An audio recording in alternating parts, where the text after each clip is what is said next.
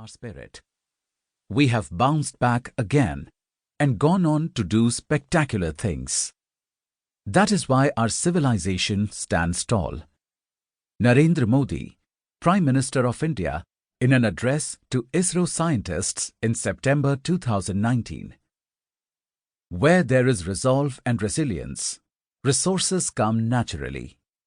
Narendra Modi at the 18th convocation of Tezpur University, held in Assam on 22nd January 2021. Introduction.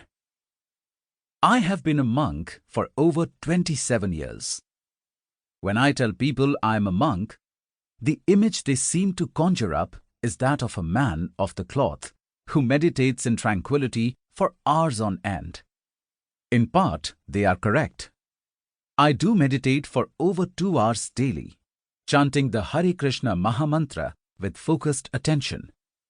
However, the remaining 22 hours are filled with a different flavor of tranquility. They are filled with being involved in a plethora of spiritually inspired, selfless service. For one of these services, I travel the world to talk about the Vedic literatures I have studied intensively and based my life on. Specifically, the 3 main literatures, including the famous Bhagavad Gita as it is, heralded as the main source of wisdom for Hindus globally, and from which most of the lessons of this book are derived. It is sometimes cited as the textbook of God. The second book is the Srimad Bhagavatam, an extensive 18,000-verse treatise on God by Veda Vyasa, translated into English by A.C. Bhaktivedanta Swami Prabhupada. This book is sometimes cited as the biography of God. The third book is the Chaitanya Charitamrita, the life and teachings of Sri Chaitanya Mahaprabhu, a 15th century incarnation of God. This book is sometimes cited as the diary of God.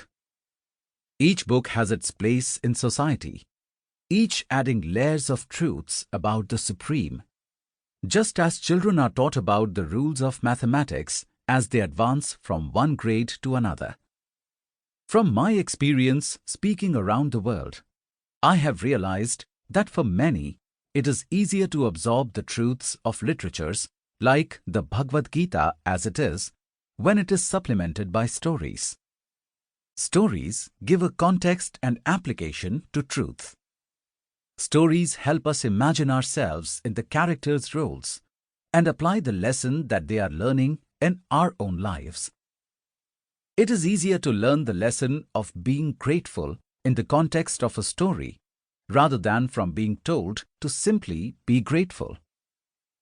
There is no doubt that ancient Vedic heavyweight literatures such as the Mahabharata and the Ramayana are so popular because they teach universal truths through stories unparalleled in their excitement, engagement, and depth.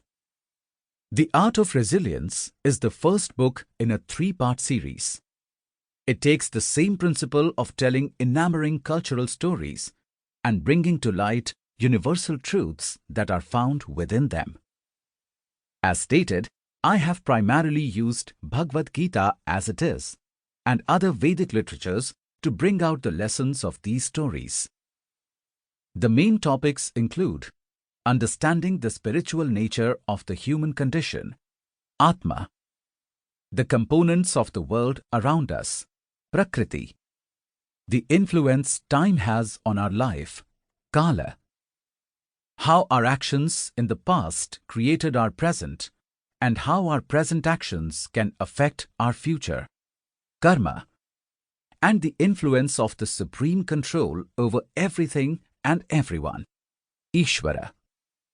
This book is for those searching to build resilience in the face of adversity, trauma, tragedy, or significant sources of stress, such as family and relationship problems, serious health problems, or workplace and financial stresses. What makes this book different is that the timeless principles explaining the stories are based on authentic, timeless Vedic wisdom. They address issues at a level